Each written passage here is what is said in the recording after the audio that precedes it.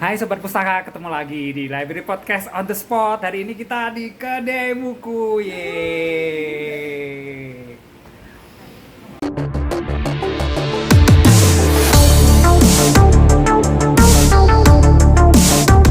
Pertama kali datang di Kedai Buku. Ya, kita ke Reza dulu.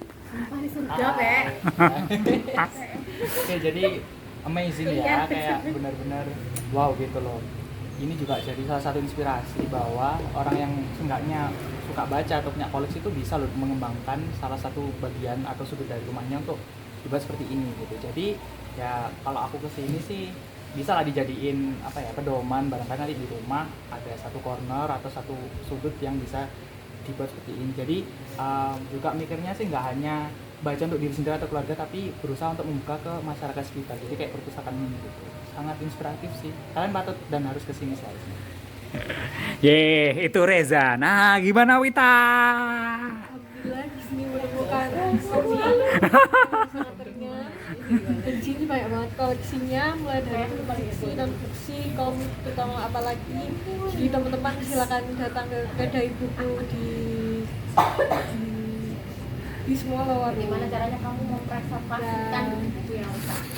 Oke, gimana partnerku? Hai semuanya, ya ampun, beneran Kedai Buku ini menjadi salah satu inspirasi aku ya, terutama karena di rumah pun ternyata kita bisa loh menjadikan rumah itu tempat baca gitu. Dan ini benar-benar banyak sekali koleksinya. Kalau kita bisa lihat ya teman-teman semua rata-rata komik, dan itu sangat-sangat menginspirasi.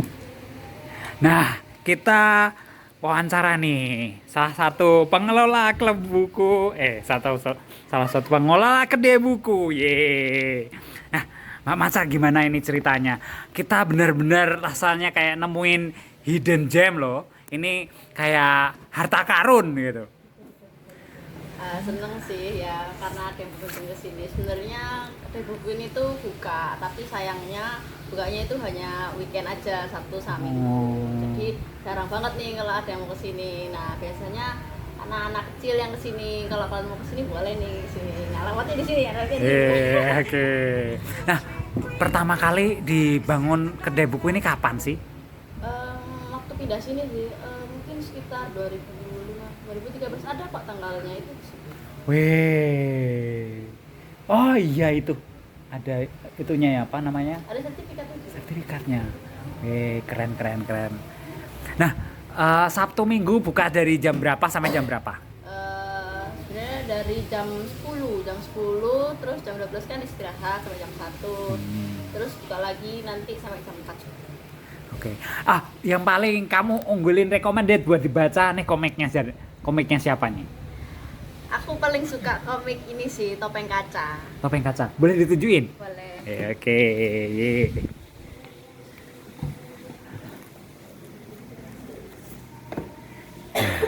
Topeng Kaca.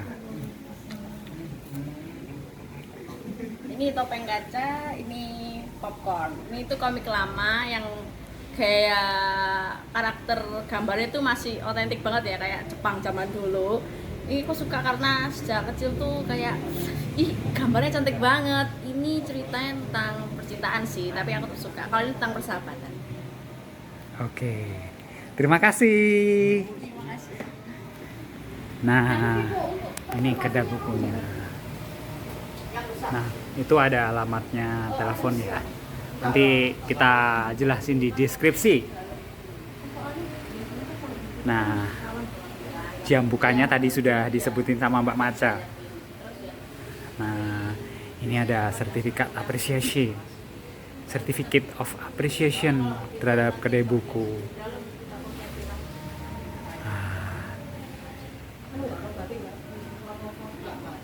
Nah, ini suasana di luarnya.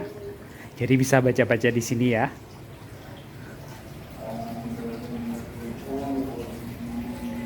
Nah, suasananya hening. Asik banget. Nah, kalau teman-teman itu adalah di Semolowaru 8, Semolowaru Selatan 8, terus kemudian bisa masuk ke sini yang keempat. Jadi di rumah pojokan ini bisa ketemu kedai buku.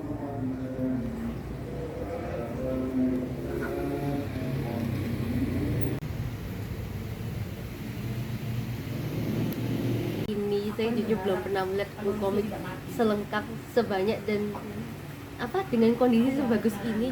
Kayak ini kan sudah terbitan lama ya, saya sudah nggak pernah lihat komik ini, masih bagus kondisinya. Saya kayak terkagum dan juga nostalgia juga sih melihat judul-judulnya yang sudah lama saya tidak lihat ini. Itu sih. Kenapa memilih komik gitu? Oke. Kedai buku ini berdiri di April 2018. Awalnya dari kesenangan kami membaca. Saya terutama, belum ada anak-anak, masih ada saya sama bapaknya. Bapaknya bacanya yang berat-berat. Kalau saya bacanya yang ringan-ringan aja. Komik salah satunya. Hobinya ambil buku satu, kita baca, beli lagi satu, kita baca, kita kumpulkan. Begitu anak-anak sudah lahir dan sudah mengenal buku, mereka lebih senang ke toko buku daripada mall, daripada supermarket.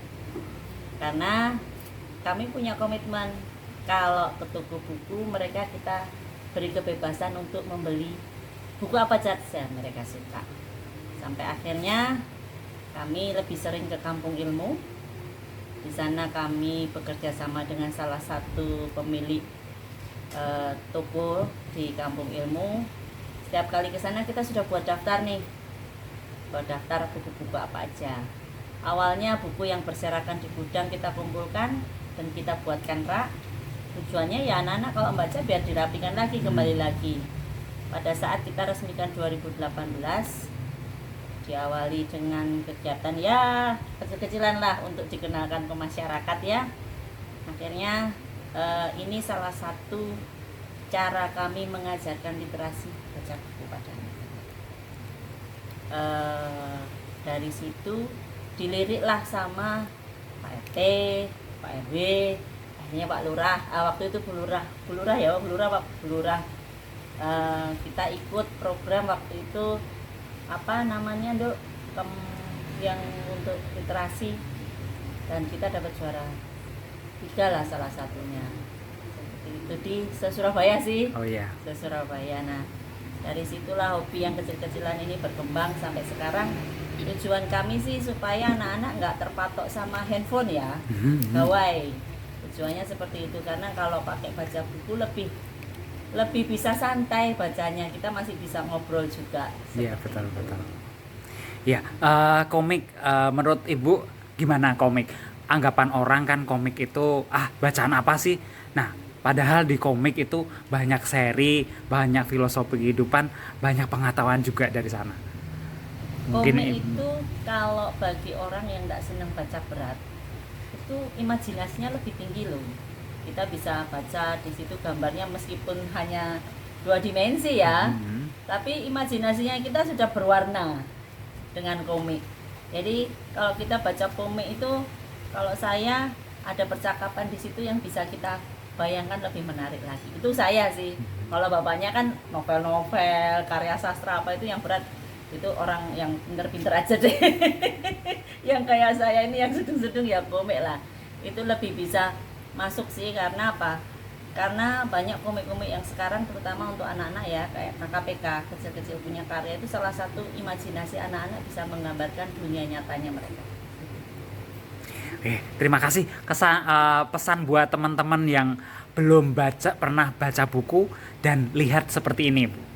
Nah, kalau komik itu kan menyenangkan ya. Yang paling hobi itu dulunya kan Naruto dilihat di TV kan. Begitu TV-nya sudah selesai, Naruto orang lari berbondong-bondong nyari cari Naruto kan gitu. Terus ada yang krayon Shinchan juga dicari. Nah, itu komik itu harapan kita bagi anak-anak terutama, baca komik itu menyenangkan loh, sangat menyenangkan. Bisa bermimpi banyak hal. Kalau bisa menggambarkan dalam komik, imajinasi kalian hebat. Oke, terima kasih Bu. Sama-sama. Itu Library Podcast on the spot-nya di Kedai Buku bersama teman-teman klub buku.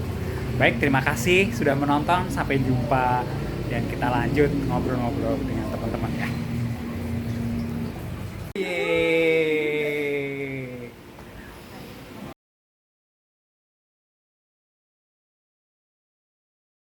kayak buku lah. Nah, iki tak syuting iki. Sapa apa tak syuting aku. Kan iki dadi apa jenenge awale.